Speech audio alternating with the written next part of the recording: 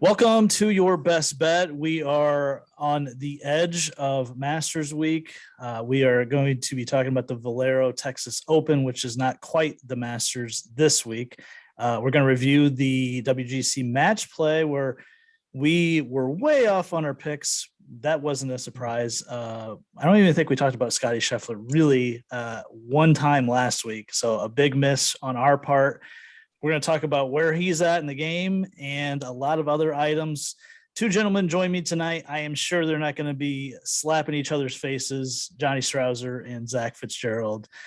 Boys, what's up?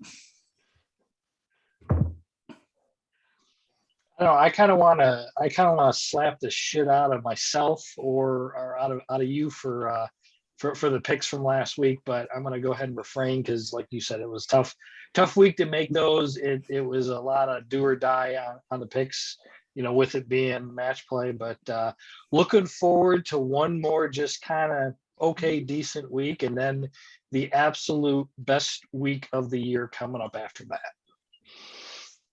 I don't think any of us deserve any really good feelings about last week. So, like you said, it was a hard one. I think we were talking prior to that, we all had some bets that could have hit later on, and even that didn't come through. So I guess none of us gave Scheffler the respect he deserved.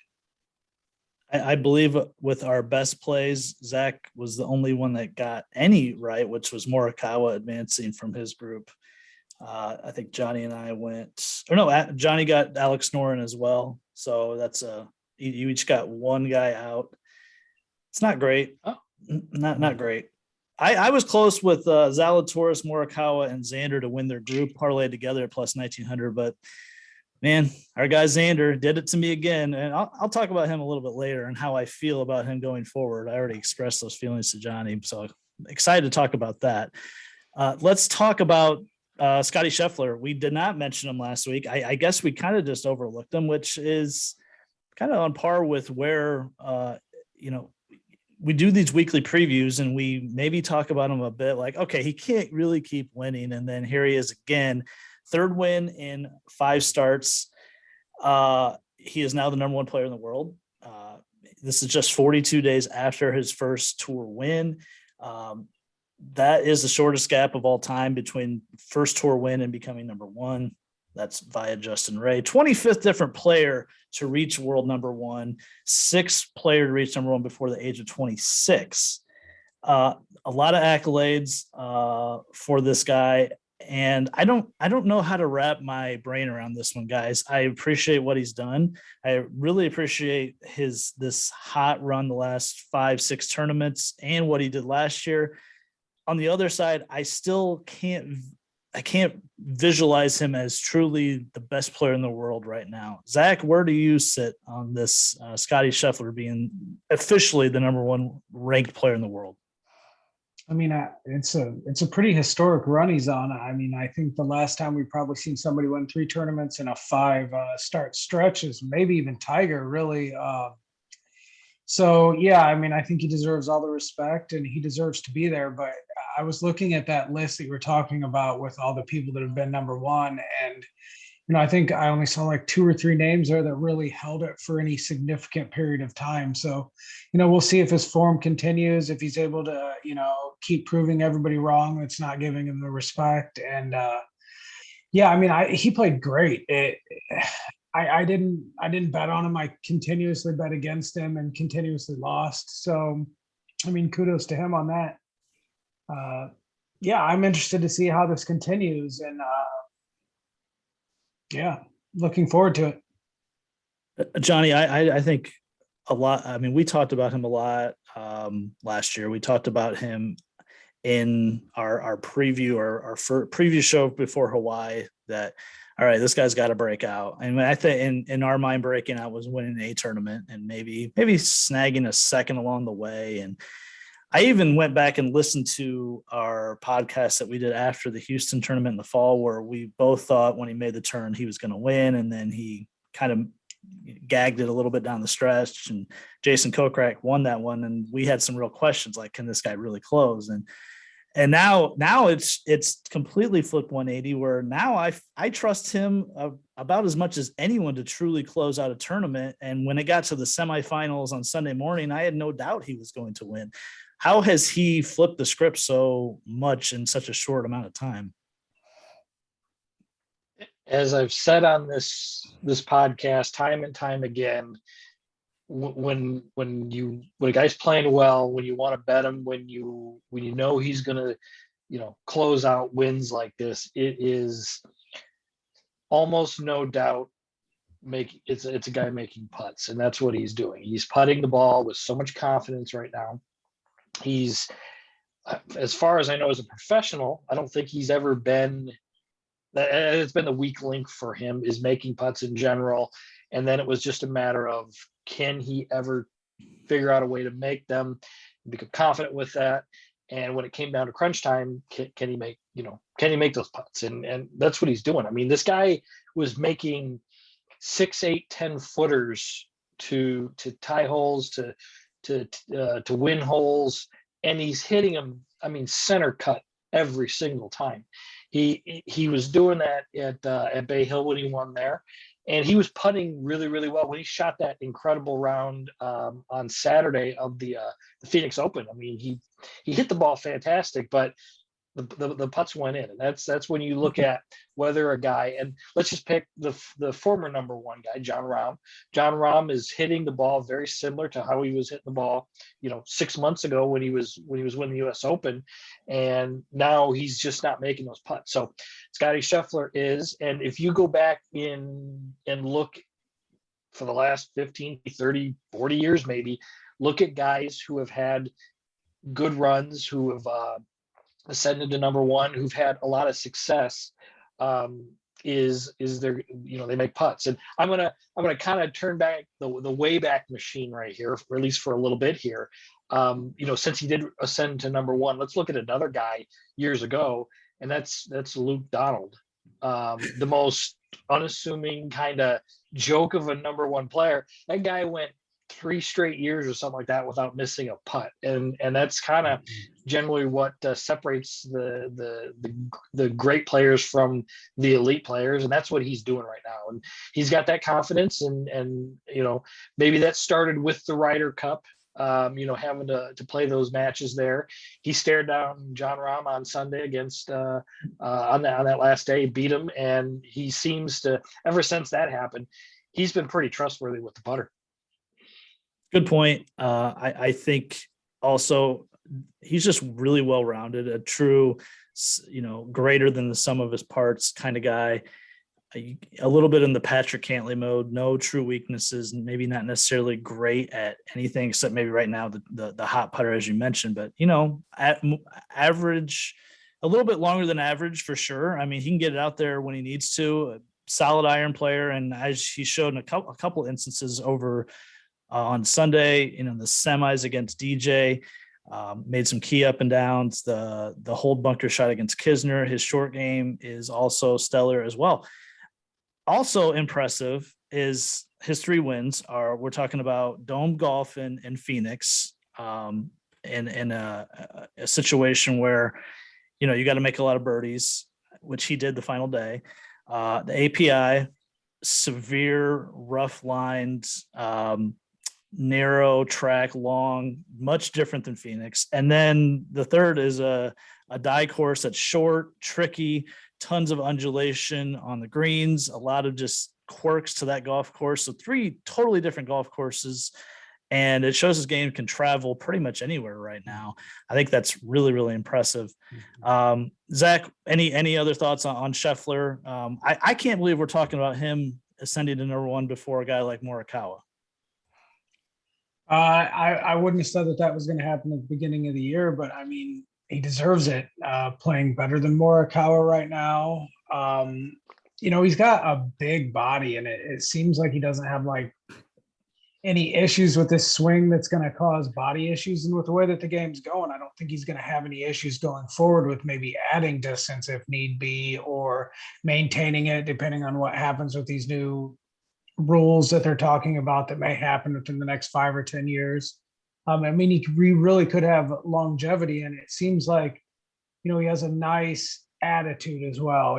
Doesn't seem to get too high or low. Has really proved that, or at least improved over that if he struggled with it early on in his career. So we've been talking about him for ever since I've been coming on this podcast. His name has been coming up for a guy that should break out. So it's nice to kind of be, vindicated on that a little bit for all three of us that pushed it so much last year and never quite got the payoff, that maybe this year, finally getting some long-term payoff on our thoughts. So yeah, that's nice.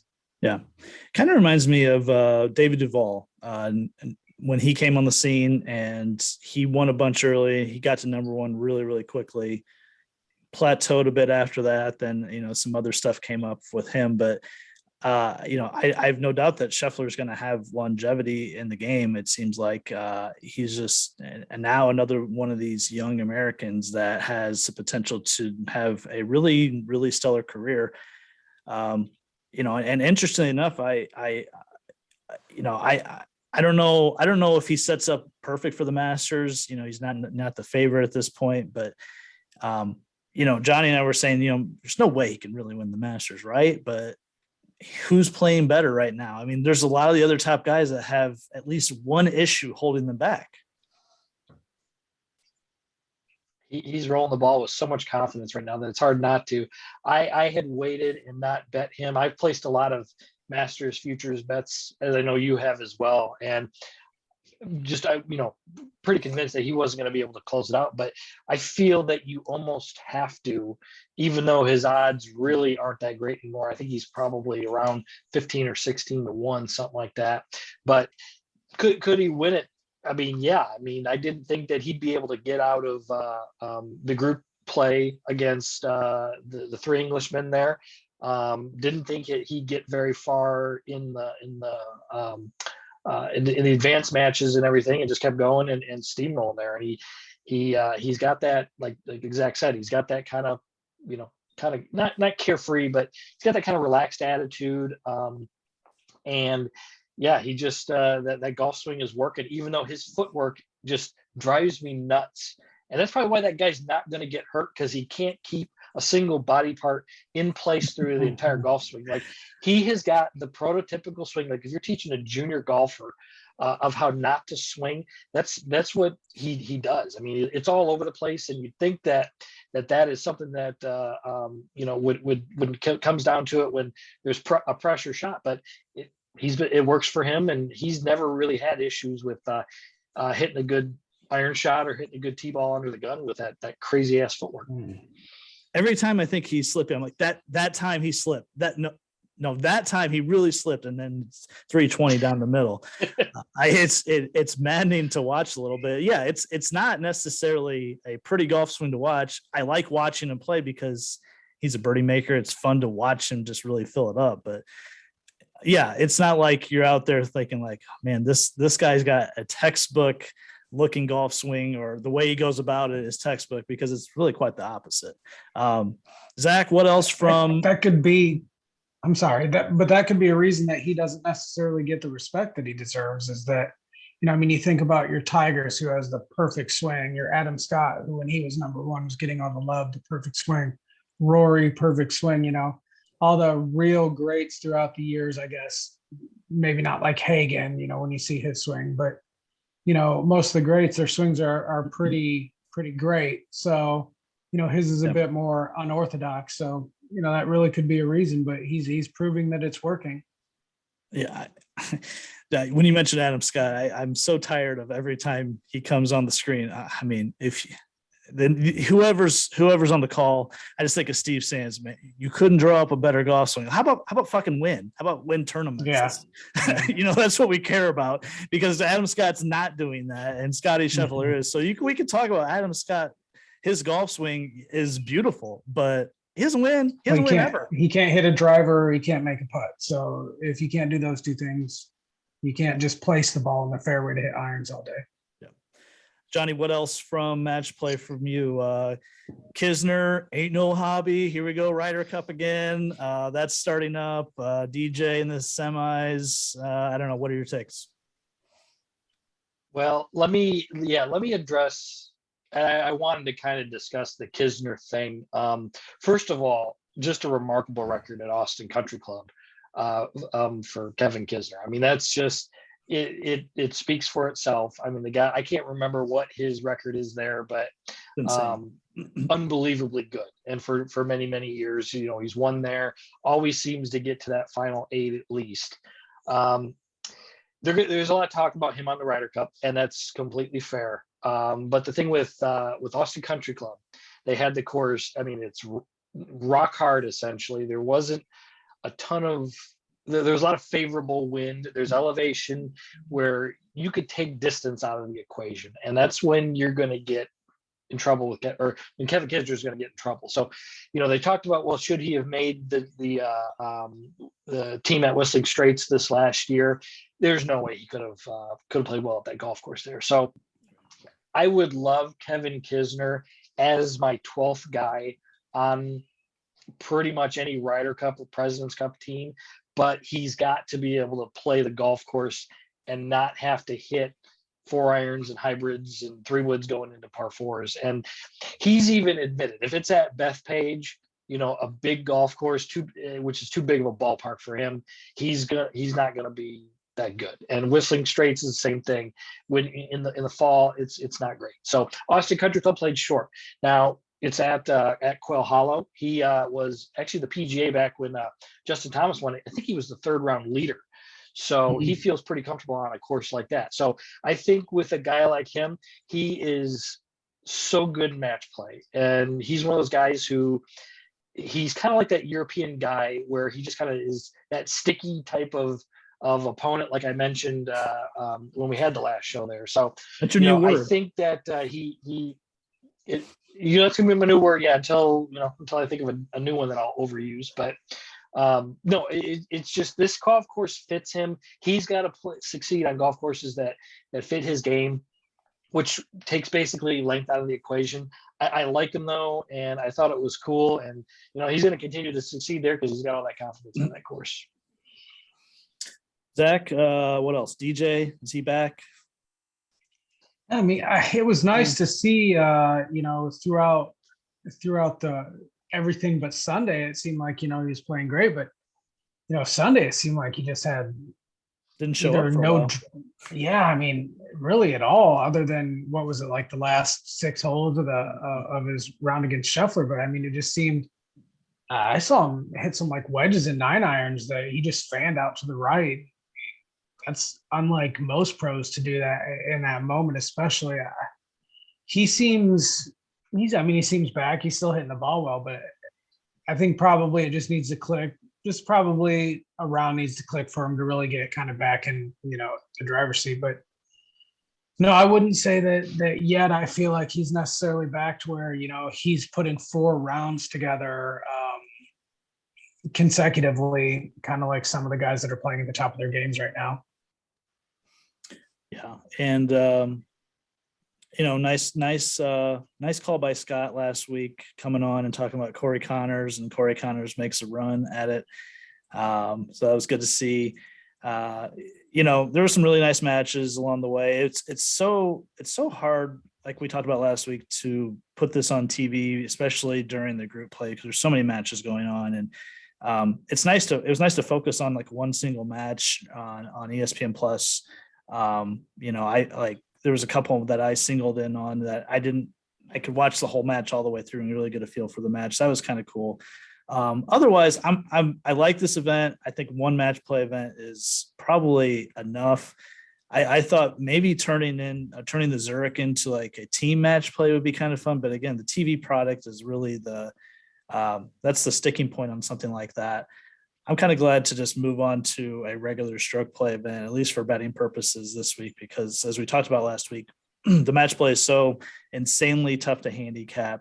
It felt like either the big guns were getting through, or you had, you know, guys like Kevin Na, who again, just insanely annoying to play and match play. A lot of those guys advanced as well.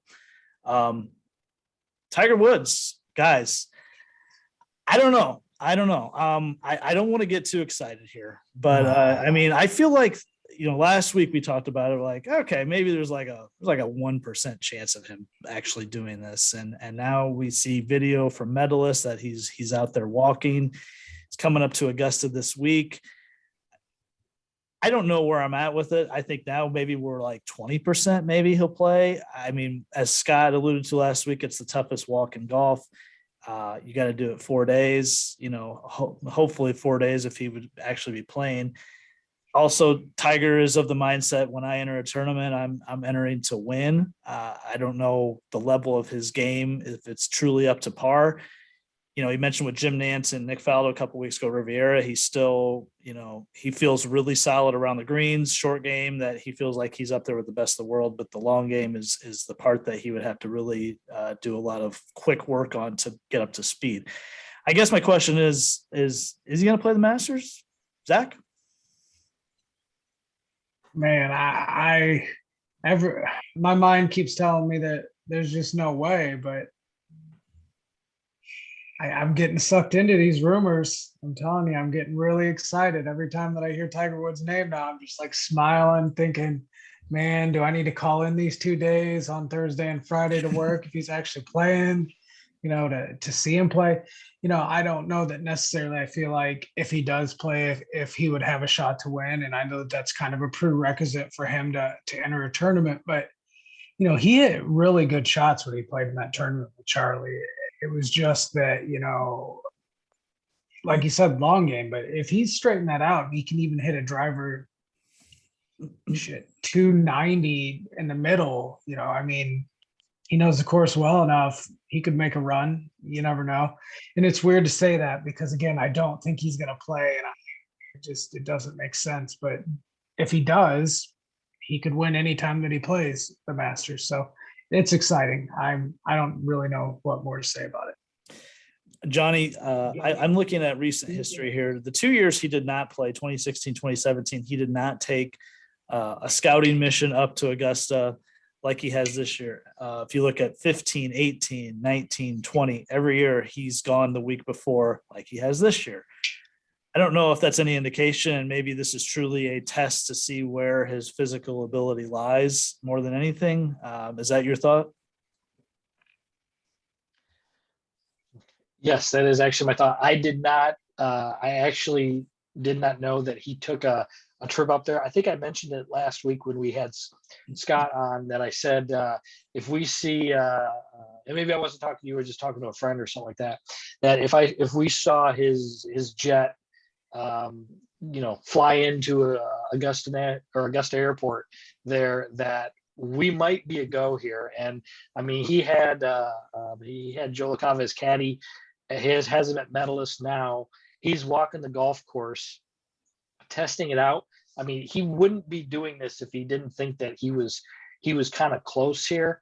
And I mean, if he's doing a practice round, I would not be the least bit surprised now to see his name on the tee sheet on Thursday there. I mean, he's got, as we've known for years and years and years, for decades, that this guy will, he knows how to prepare. And when he's got his, when he's got his mindset, when he's got that kind of that eagerness to play, I mean,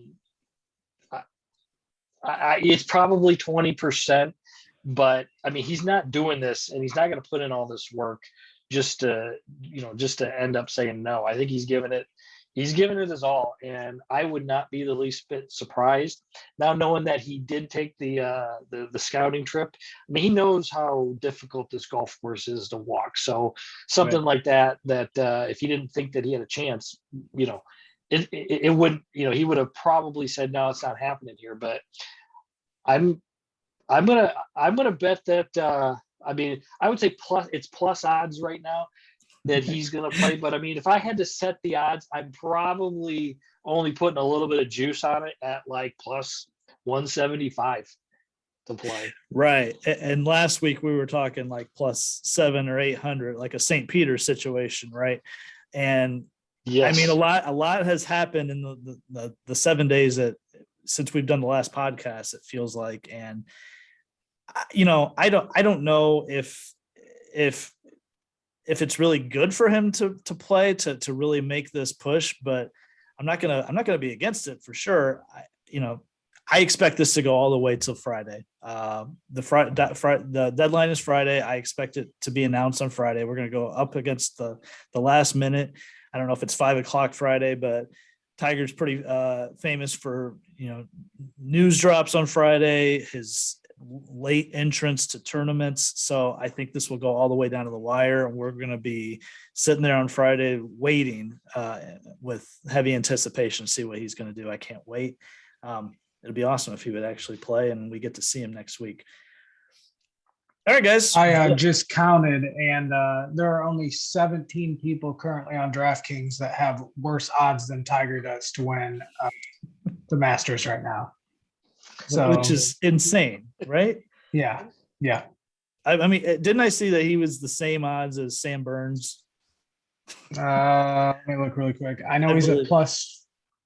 He's at the same odds as. Let's see. Oosthuizen, Sung Jae-im, Sam Burns, Berger, and Neiman has better odds than him, or worse odds. So yeah, I mean, right there in that.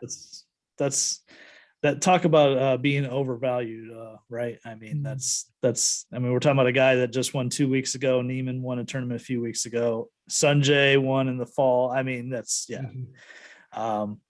I mean, if Tiger plays, if he does playing and makes the cut, it's a ridiculous accomplishment just to make the cut. I mean, let's be honest.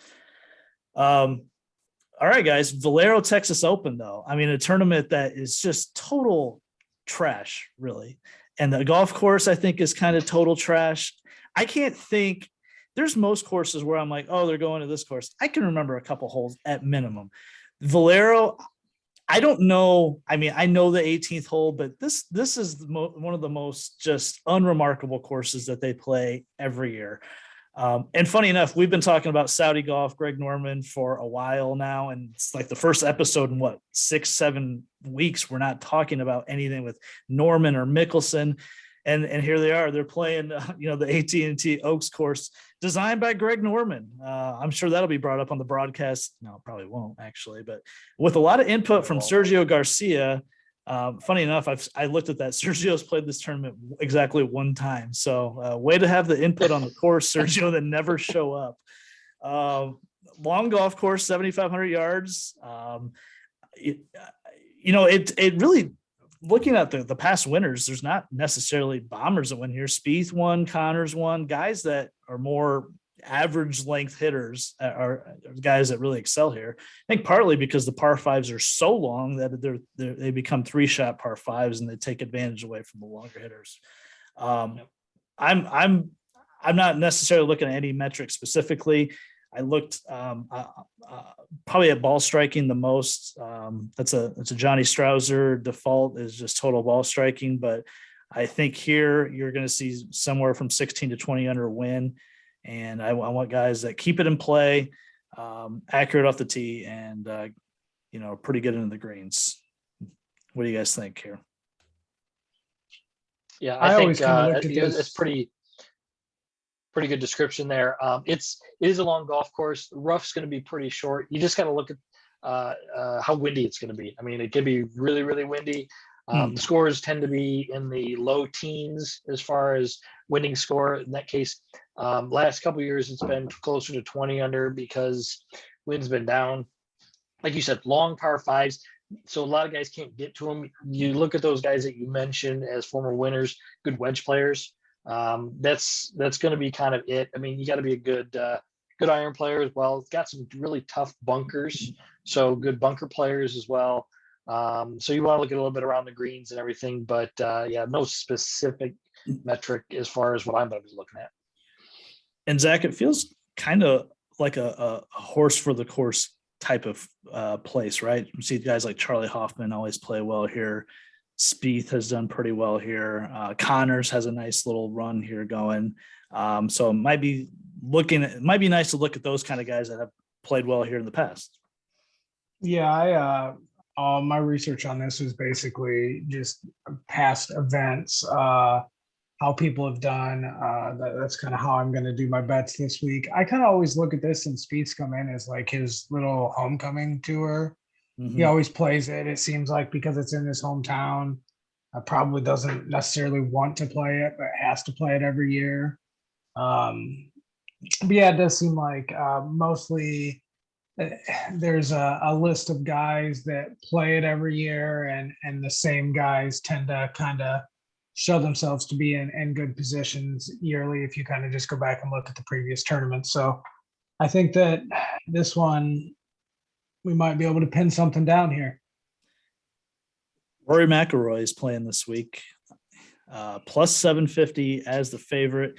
Rory he did not play match play. I'm guessing that was a course fit type of decision. I would guess that he thought that, Austin Country Club did not fit his game, which I would agree with. Last time we saw him was at the Players. Of course, the Players was a total shit show with the weather. So really the last time we really saw Rory playing real golf was at API. So I understand why he's playing this week. It's kind of a funny fit on the schedule, but he is the favorite at plus 750. We mentioned Spieth. He's at 14, Hideki at 14, Corey Connors coming off the really nice week last week and being a winner here 2 years ago at plus 1800. Abe Answer at 22. He had a nice week last week. Our guy, Chris Kirk, holy shit, at 25-1. It's funny. I was thinking off the top of my head, like, oh man, Kirk really playing well. And I know he's played well here in the past. And I was looking for his number like at 60, 50. And then I saw him here. I'm like, I don't know. Siwoo also pretty highly touted this week at 28-1. And Bryson's fallen all the way to 28-1, guys. Zach, you've been on the Chris Kirk train. Is that just too high for him? I think it's too high for him. I was just like you. I was kind of thinking this is probably a tournament Kirk's playing in, maybe get a top 10 for a reasonable payout here. And then I saw, at plus 275, that's still not terrible, but I think plus 2,500 is too much for him. The guy liking this is, I like DeChambeau. I don't have any reason aside from the fact that, he's coming back. He's got something to prove. Sure, he's been practicing. He does have the distance to get to the par fives. I don't know. I just kind of have this feeling about Bryson this week that, that maybe he'll come back and, he's been out of the spotlight for a little while now and he could come back and do something. I like Spieth as well and Connors for all the reasons that, we've already talked about, good ball strikers and past history. But in that range, I would take Bryson. I think those are pretty good numbers for him. It is a great number. It's what we talked about last week. Did anyone see the match between him and Richard Bland?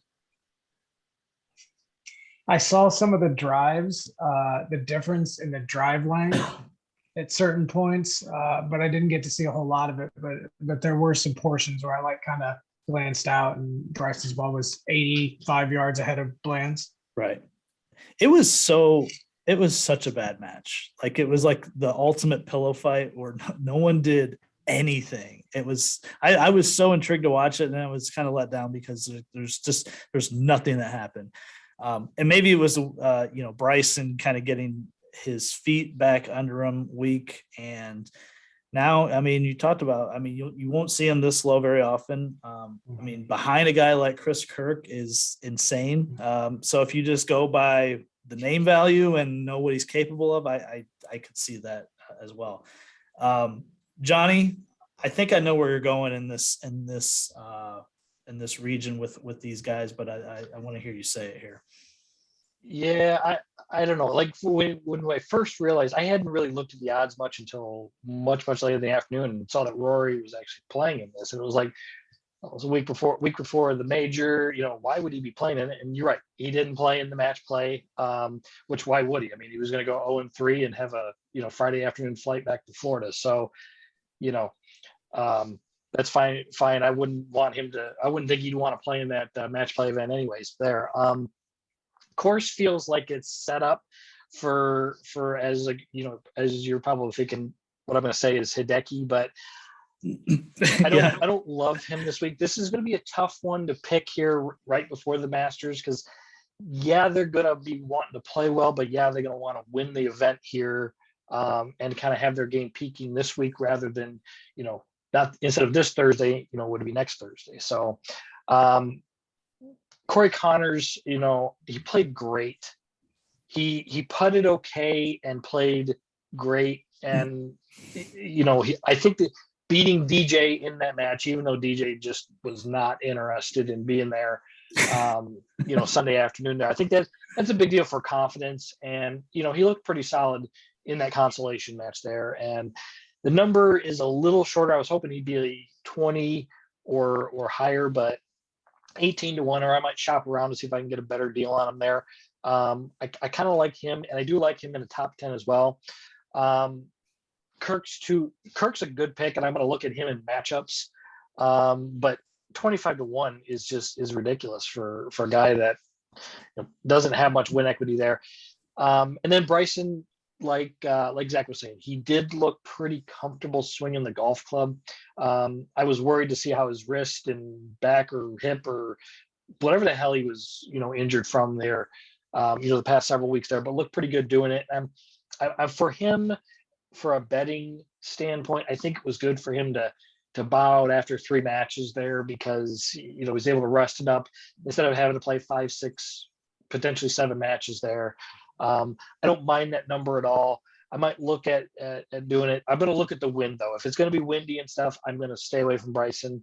But if it's going to be a pretty calm one, I think it's a pretty good golf course that he should be able to play pretty well on. Might just be an auto bet for Bryson, and just hope that you're getting somewhere close to a ceiling or not even quite that to potentially win this week. Probably the only guy I would bet other than Bryson here would be Abe Answer at 22. I don't really know. I didn't see a lot of it. And Johnny, I think you told me Answer made everything against Morikawa, but did it get swept under the rug that he beat the shit out of Morikawa 7-6? I mean, a little bit. I mean, that is a beating over one of the best players in the world. They didn't show any of the matches. They showed a couple of his putts, and then they kind of recapped the round as he was just taking him behind the woodshed. I mean, Morikawa would kind of hit it in there. He was not good, but Answer would roll him in from 10 feet, from 30 feet. I mean, it was kind of just gross. I mean, he won four straight holes through 10, and he was up 5 or 6 or something like that. And it was just over. And he putted pretty well the next 18, but it just wasn't quite enough there. But yeah, he's rolling the ball really well. And if you like, if you think he's going to carry it on to this week here, he's going to be a good bet.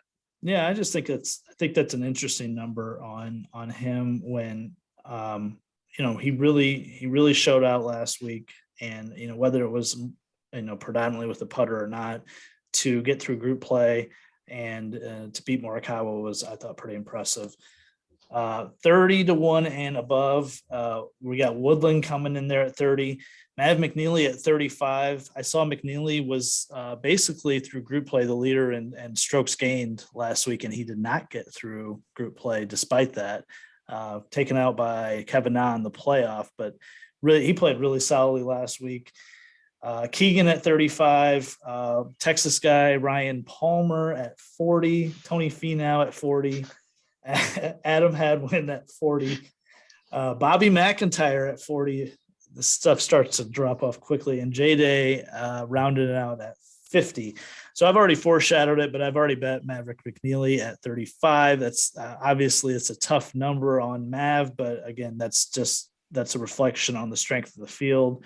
I think you're getting a decent amount of value here, compared to a guy like Kirk. I think similar players. I'd rather take the number on Mav at 35. Played great last week, really deserved to get through to the round of 16 and just came up a little short. So that's kind of where I would lie there. I did bet Finau today at 50.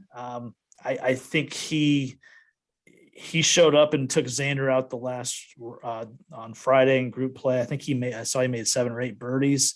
I'm just taking a chance that maybe he found something and he can carry it over this week at a course that in theory should fit his game. I don't know if it's going to work out or not, but that was a number-based bet I made on Tony Finau. Johnny, What about this group? Not much to love about it, except for the guys that you mentioned. I was impressed. McNeely was he was a late addition after Sam Burns withdrew from the match play. Went out and played pretty good. Just had a couple of tough stretches, like I talked about last week. You just have a few bad stretches of holes in the group play there, and you're not playing the weekend. So played really, really well otherwise, except for that. So that's stuff that you tighten that up a little bit. 35-1 is not a bad number either, and you could look at a top 10 or top 20 bet on him. He was for a while an automatic like top 20 bet. For you back in the fall there. So, he might be back kind of at that point, and I would ride him while he's playing well.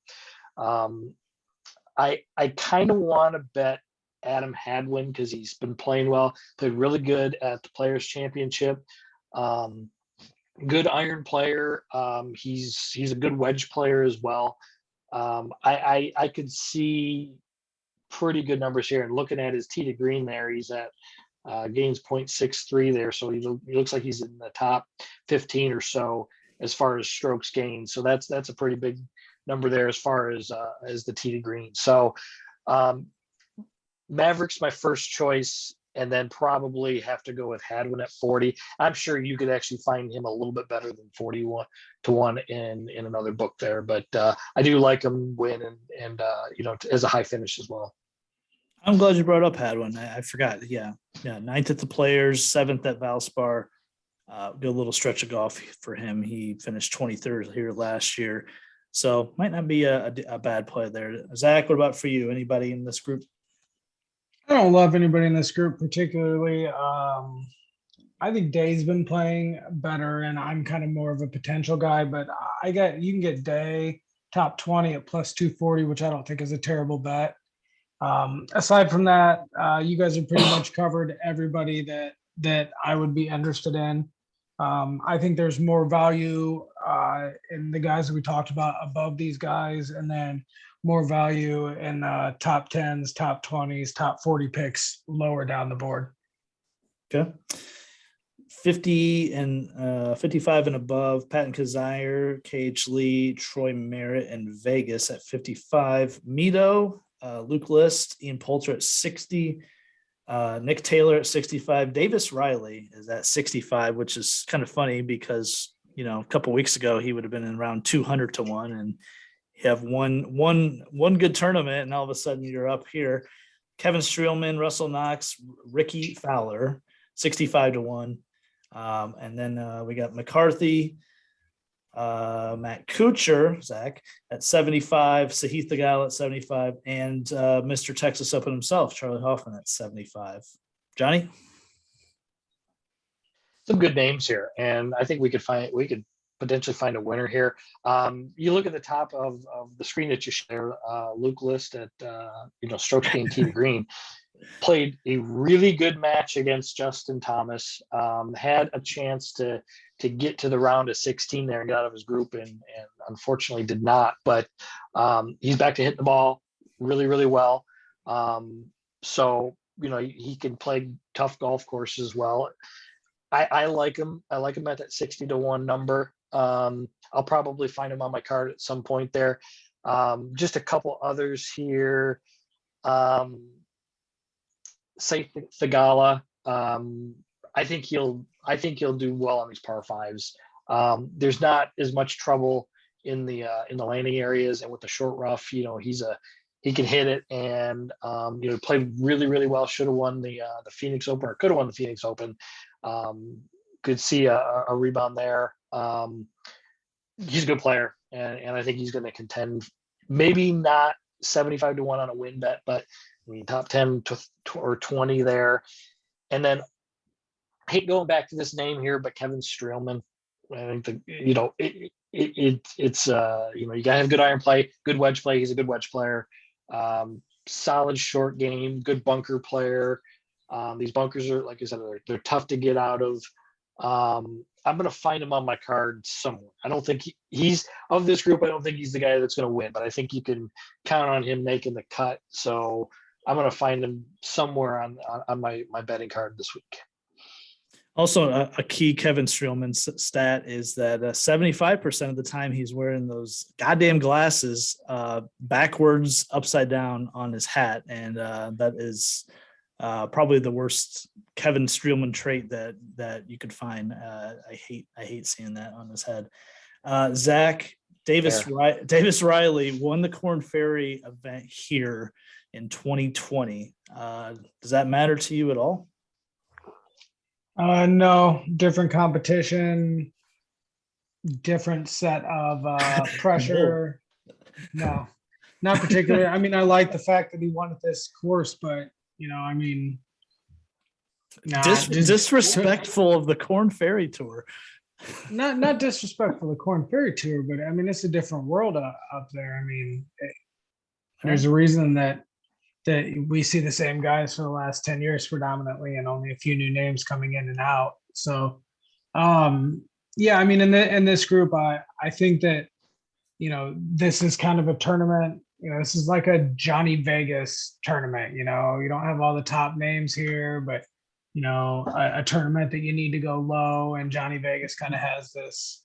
Johnny Vegas is always a guy I think of, like, it when I see end of round leader on something, I'm always thinking Johnny Vegas on there. Now, I'm never, except the fourth bold round.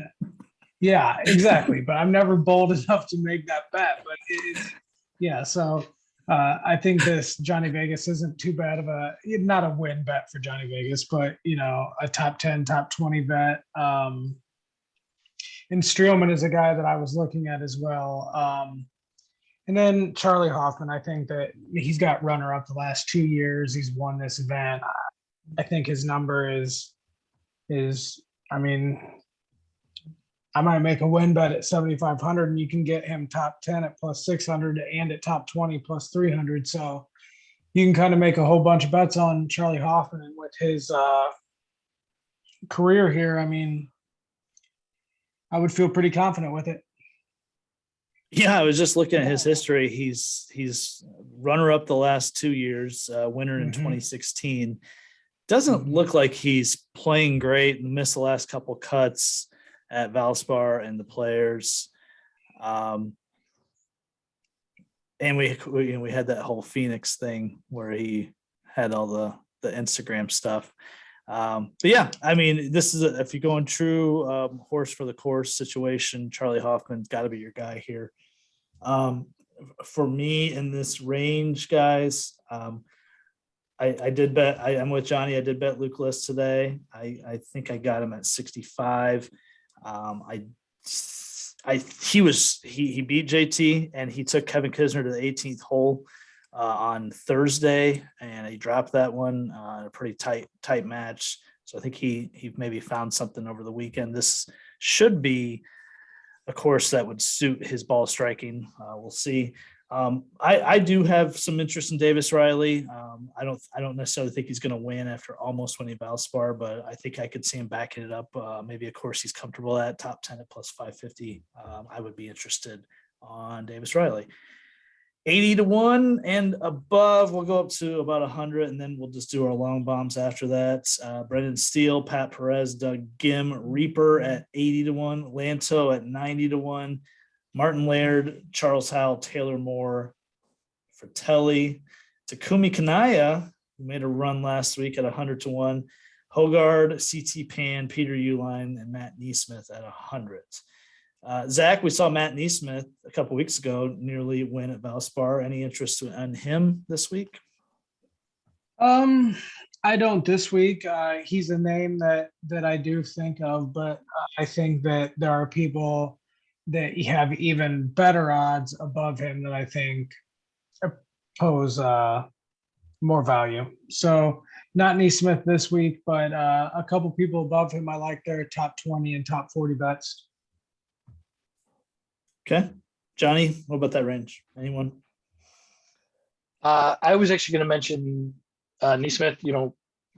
Was a decent chance that he could have won at the Copperhead course there. So, that's given him 100-1 odds, playing pretty good there. I think that's worth a sprinkle at least. And if you look at it, he might be actually misnumbered at top 10, because he's at plus 1200 where everybody else is at plus 700, plus 800 there.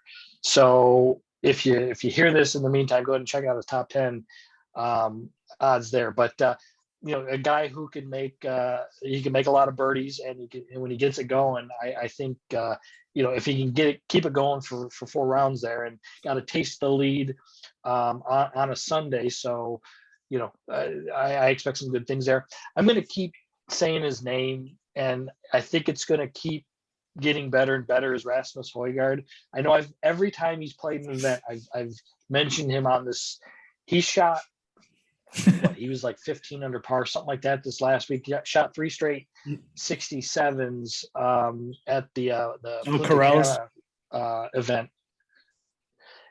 And of course, I didn't bet him. I actually had him on my card and did not hit to bet, and I would have won that. So I'm gonna keep going with him.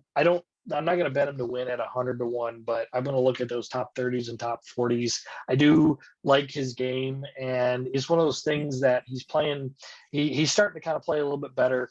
I think that could be pretty good there. And if the wind is down, I'm on the Gim Reaper this week. If it ends up being too tough with the weather and everything, I'll probably lay off it. I do like him for a first round lead. He's a guy who I frequently bet you can get a good number on him, and he's a guy who can play pretty good there. Played really good at the Players, so he's got some recent form here that's good there. So there's some solid numbers, and Hoffman I think he's a good bet based on course history. I'm not going to put him on my card, but you guys brought him up, and you look at the finishes, there's going to be some sort of confidence there, and I think that he's going to play well.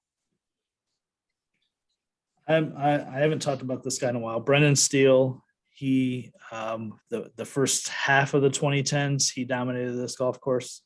If you're talking about someone that has a good course history, hasn't been that way in a while, but really good driver of the golf ball, and he's shown a little bit of form recently. Top 15 at the Players, top 30 at API. He's at plus 8,000, plus 900 for a top 10. I'll have some investment on Brennan Steele this week. Any interest in anyone past 110-1?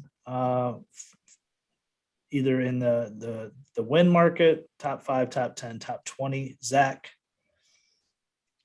Yeah, absolutely. I think there's a lot of value in a couple of people here in that top 10, top 20, top 40 market. A guy like Kevin Chappell, who has not been playing bad, who came back from injury, who has a good course history here. You can get him top 10 for plus 1,600, top 20 for plus 700, and top 40 plus 250. I really like that. I'm going to have him. A guy like Zach Johnson, he can get top 20 at plus 600, who's had a good course history here. Not a course that you need to hit the ball a long way.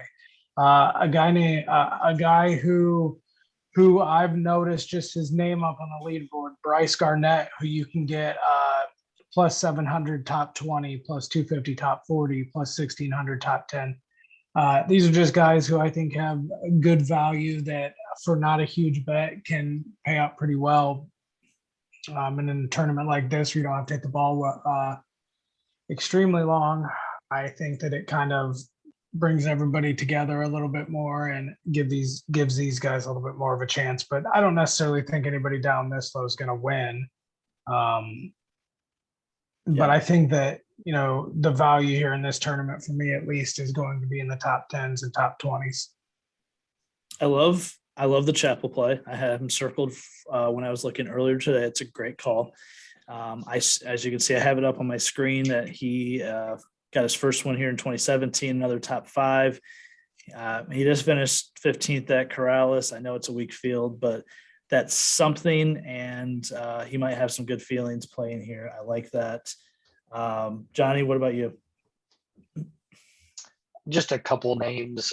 First guy that stood out is Anirban Lahiri. Played great at the Players. Took second place. Had a chance to tie on 18 there. Really hung in there. 150 to 1 is definitely long shot. Might be worth a small sprinkle there, but he should. I'm predicting he makes the cut, finishes in the top 20 somewhere. Expect him to have some good rounds of golf, and I'm going to go based off of that play there. And now he's had a couple weeks to kind of rest up and get ready there. Also, Nate Lashley, going to bet him first round lead, and I saw him play well in Puerto Rico. He is an extremely streaky player. So he's one of those guys that you stay off of, when he's not playing well, but showed some signs of life here this last week. So, I expect him to play pretty good there. Also, and I'm not going to bet him. This is just a question here. Is Richard Bland, 53rd in the world, needs a win now since he didn't beat DJ in that first. In that quarterfinal match there. He's either got to win or pray that the Masters gods give him an invite, which won't happen. Is that worth anything? If you believe in those kind of story book things, because that's happened before. The week before, the Masters, the guys needed to win. And could that happen this week? Gotta be a great story, wouldn't it? I mean, that would be awesome. Yeah. But no. I think, what did they say? He needed to beat Johnson to get into the Masters. Yeah. Yeah. If he would have beat DJ in that first quarterfinal, he would have ascended to 50th and got in. And now he's got to either win or he's out. Yeah. And if we knew DJ was just not going to show up against Scheffler, then he should have just let Bland take that one and get in the Masters. I agree. I have our guy Johnny Bohassler circled here. 140 to 1, 10 to 1 for a top 10. Bo's been playing some pretty good golf, and he is went to school in Texas. Obviously, he had a top 20 at API, top 20 at Honda. Tee to green, it can be a bit of a struggle. We know he excels with the putter. He'd have to have a pretty good week tee to green to contend for a top 10, but I'll probably have some investment in Bo. Also, I know you guys laughed at me before when I talked about this and I had it as my best bet, but Luke Donald ranks pretty highly in some of the metrics this week. 2 Luke Donald references this podcast. I know. Which I'm just following what my eyes see with some of the stats. I don't know. I'm just putting it out there with Luke Donald. Brandon Grace at 150 to 1. Brandon Grace is a really good player. I don't know if he's not playing that well recently. I haven't really paid attention, but he's played well here. Actually, you can see it here. He's had 3 top 25s in his 3 appearances the last 5 years. Looks like recently he's not been playing very well, but I don't know. It just feels like a Brandon Grace golf course, especially if that wind starts to blow. Good wind player. Yeah, maybe one of the best wind players. So he'd probably welcome a windy 4 days. So those are a couple of guys that I looked at as well. Past that, then you get down to guys that you're just taking chances on having a top 20, top 30. I see Doc Redman, my guy, 250 to 1. He's had some moments lately. That's about it. What about Jimmy Walker, San Antonio resident, staying at his own house, 300 to 1. I mean, he's got a pretty good history here as well. I think he's won. It's a great history. Mr. Lyme disease himself. Yeah, look at that. Yeah. I think he won here a couple times prior to 2016. That's not showing on the screen here, but he used to be one of his tournaments that he excelled at. I'll not be touching Jimmy Walker until I see it, though. All right, guys. Anything else from Valero? No, just make sure. I would recommend it. I won't be betting a lot this week. Had kind of gotten heavy on it past several weeks here. Save your money for the Masters. That's where we're really gonna make some money here. It's a little bit easier to predict at Augusta than it is here. So just follow the picks and everything, but don't go crazy at this event because this next week is where we pounce and make good money. Yes. Zach? Yeah, just to mirror what Johnny said, this is just kind of a week to get us by until the main event. And let's hope the Tiger's going to play because, boy, that would be just something cool to watch, to see him hit his first tee shot on Thursday. You know, I mean, he's probably going for the whole Hogan thing where Hogan got in his car accident and came back a year later and, played. So I wouldn't put anything past him. I honestly, at one point, never thought he was going to come back before he won in 2019. So never say never. Yep. And this will drop on Tuesday. So we'll have basically 4 days to stress about it, think about it before it's officially announced on Friday is what we expect. All right, guys. Thanks for breaking it down once again. And we'll just try to get through this week to get to next week. Thanks for coming on. Thank you. All right, thank you. Your best bets on Instagram and Facebook. Picks will be out Wednesday for the Valero Texas Open. Might have another show to drop later this week. And then, of course, Masters preview next week. So thanks for tuning in as always, and we'll catch you.